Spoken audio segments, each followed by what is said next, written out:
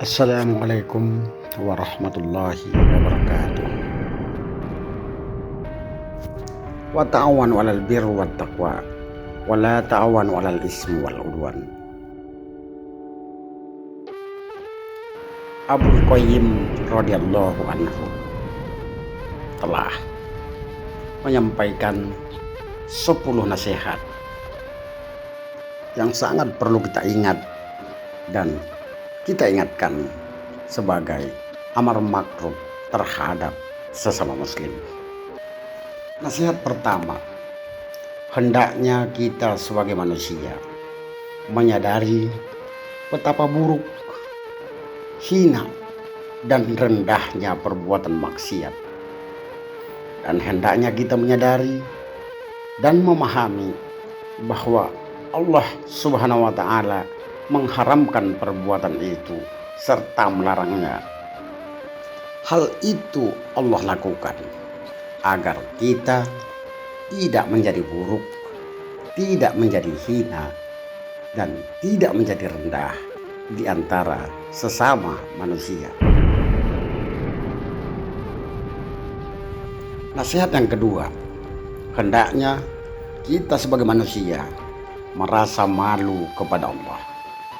Karena sesungguhnya apabila seorang hamba menyadari pandangan Allah yang selalu mengawasi dirinya dan menyadari betapa tingginya kedudukan Allah di matanya, dan apabila ia menyadari bahwa perbuatannya dilihat dan didengar Allah Subhanahu wa ta'ala, tentu saja dia akan merasa malu apabila dia melakukan hal-hal yang dapat membuat murka Tuhannya.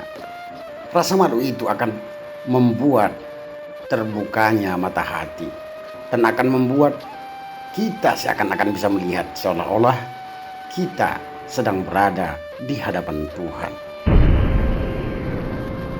Nasihat ketiga, senantiasa kita sebagai hamba Allah menjaga nikmat Allah yang telah dilimpahkan kepada kita dan mengingat-ingat kebaikan yang telah Allah berikan. Sesungguhnya apabila engkau berlimpah nikmat, maka jagalah, karena maksiat akan membuat nikmat hilang dan lenyap seketika.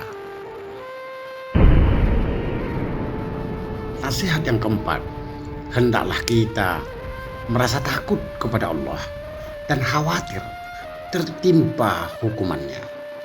Lain sakartum la azidannakum wa lain kafartum innaka azabi lasyadida. Nasihat yang kelima, hendaknyalah kita mencintai Allah, karena seorang kekasih tentu akan menanti sosok yang dikasihinya.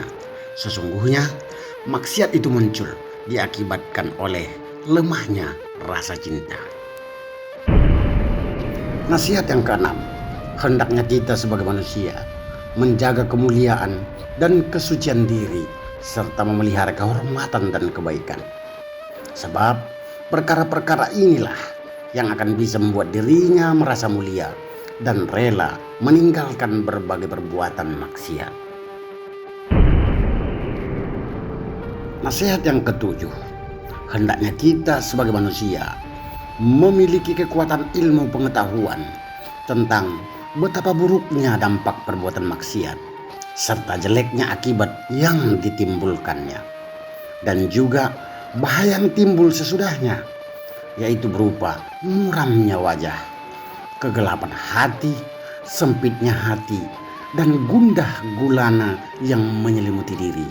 Karena dosa-dosa maksiat itu akan membuat hati menjadi mati.